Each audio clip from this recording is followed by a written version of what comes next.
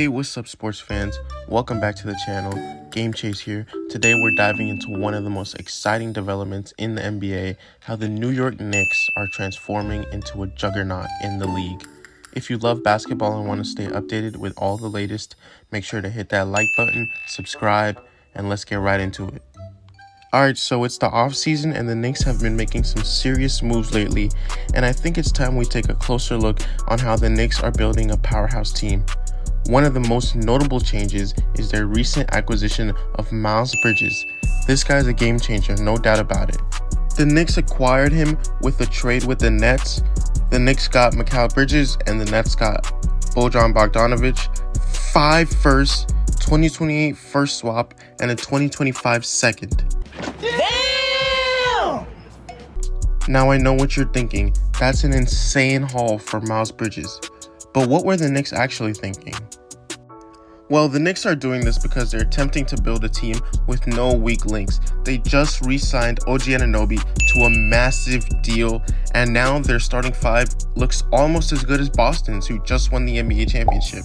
Mikal Bridges brings a lot of versatility to their lineup. He's an elite defender when he's not asked to be the main option to a team. So him, Brunson, Josh Hart, the Villanova boys, DiVincenzo, they have chemistry already, so the Knicks went all out on this one. But hey, you don't have to take it from me. Let's hear what Nick Ryon on First Things First has to say about it. This fits. It's not too much because the Knicks still have picks from other teams. They still have a first from Detroit. Well, that's protected. Well, it's valuable, but it's protected 1 through 9 for 3 years. But if assuming Detroit ever gets it together, they also have a pick from Washington. Assuming they ever get it together, that one's also protected, I think, just lottery protector, 1 through 9 protected. And they can, if they want to, move Julius Randle at some point for some stuff. So the cupboard is not totally bare. The team is very young, as in, you're not trading for a 35-year-old Kevin Durant or 34-year-old Kevin Durant. You're not trading for an aging player. Mikal Bridges makes $48 million total over the next 2 years, and we know it works. And so it doesn't have like the wow factor of getting an MVP candidate. But as far as building out a roster, it makes a ton of sense, Bruce, so I like it. Last season, the New York Knicks had high hopes for a deep playoff run at the beginning of the season. But unfortunately, due to injuries to Julius Randle, OG Anunoby, basically the whole team was injured. So the Knicks are now trying to run it back with Mikal Bridges, who's there on the team to help stretch the floor, get attention off of Brunson, who's been carrying the load of the team, and try to add defensive prowess to the team with his elite defense. A huge part of why the Knicks are currently one of the powerhouses in the NBA is because OG Anunoby, who they just re-signed, is a key part of the Knicks system. The Knicks are 25-5 with OG Anunoby. Their offensive rating is 116 and their defensive rating is 109. In every other game, they're 32-33. Clearly, it's very clear OG makes this team better. Oh my God! Wow! Now OG's going to be paired with Bridges on defense. This rival is Jaylen Brown and Jason Tatum. This takes it as the best two-wing defenses in the league, bro. The Knicks are serious. When you think of NBA championship teams from the past, every one of those teams has excellent role players, an amazing defense, and a superstar to fringe superstar, and that is exactly what the New York Knicks have. If you really deep dive into it roster-wise, you can absolutely say that this Knicks team is the best Knicks team since 1995. And yes, they made the championship in 99, but they had literally no chance. They had absolutely no chance of winning that. They were an 8 seed and they had no chance of winning, but this Knicks team has a legit chance of contending with the Celtics. Just think about that for a second. This team with the Knicks is quite possibly the best team the Knicks have had in 28 years. 28 years, guys. Got him! Got him! So I know what you're wondering. What are the Knicks missing? With all this versatility, with everything they have, Why aren't they the clear NBA final favorites? Well, the Knicks just lost Isaiah Hartenstein, a key part of their NBA playoff run last season. He was absolutely dominant on the boards in every single series, but the Thunder made Isaiah Hartenstein an offer he couldn't refuse, and the Knicks couldn't match.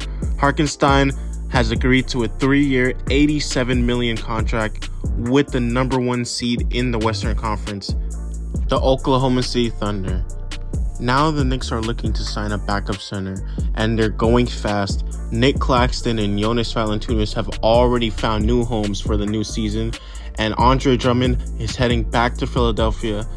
Right now, the Knicks only have Precious Achiuwa, he's a free agent now, and they have Jericho Sims, so they're definitely going to pick up a backup center. It's just a question of how good will they be and what will fit with the team. Now, even though roster-wise, the New York Knicks look amazing, they still need to figure it out coaching-wise and chemistry-wise. Basketball is a two-way street. You need good chemistry and you need a good roster. The Knicks are not just going to walk into the TD Garden and just beat the Celtics. They're going to have to work hard. They're going to have to figure it out, and they're going to have to figure out matchups to specifically counter the Celtics. They need to figure out a way to win. Here's what Jason Timpf on Hoops Tonight podcast has to say about Knicks' matchup with the Celtics. Angle. To be the best, you have to beat the best.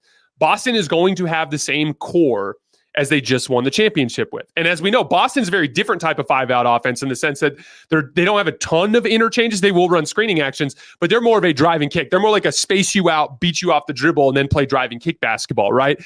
The Nets or the Knicks are going to be different in the sense that Jalen Brunson can ISO, but Jalen Brunson and Mikal Bridges aren't like straight line drive, like toast you off the dribble type of guys. So they're not going to beat you with that drive and kick type of game. They're going to beat you with 5-out player motion, lots of screening actions, right? So like they're different, but defensively to guard Boston, the job comes down to containing in space. With Boston, you have to contain the basketball, flatten out drives so you don't have to help as hard so that you can bait them into pull-up jump shots instead of letting them get easy drive and kick layups and catch and shoot threes, right? From there, that's where your aggregate foot speed, your aggregate length becomes an advantage. And again, you imagine a lineup that has Dante DiVincenzo, that has Mikal Bridges, that has OG Anunoby. Jalen Brunson can slide his feet. You know, when you have that much perimeter talent on the team, you can actually do a better job of containing dribble drive teams like the Boston Celtics. And so again, you have to beat Boston in order to get over the top, in order to get out of that Eastern Conference. This is a move that not only improves the Knicks in the grand scheme of the NBA, but is specifically a piece that could help you with a Boston matchup. But to sum it all up, the Mikal Bridges trade is going to be huge for the Knicks. He's going to make everyone on the team's job easier. Dante DiVincenzo will not be your primary perimeter defender anymore. He'll be your secondary perimeter defender. OG Anunoby will not be a perimeter defender. He's going to be a forward defender, which is better. Taking Dante DiVincenzo from your second best shot creator and turning him into your third is much better.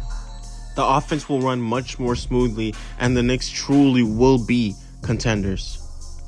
The Knicks already have the support from the diehard electric fans who's literally outside of every game screaming, We want Boston right now! Let's go! Let's go! Go New York, go New York, go! Go New York, go New York, go! Yeah! We smoking on that Pacers pack, you heard? Let's The Knicks are poised to make a deep playoff run and potentially even challenge for a championship. They just need to stay healthy. The combination of a strong roster, smart coach, and passionate fans makes this a team to watch. Well guys, that's all for today's video. If you enjoyed it, don't forget to smash that like button, subscribe to the channel, and hit the bell icon so you never miss an update. Let me know in the comments, what do you think about the Knicks' chances this season, and do you think they have a chance to beat the Celtics? Thanks for watching, and I'll see you in the next one.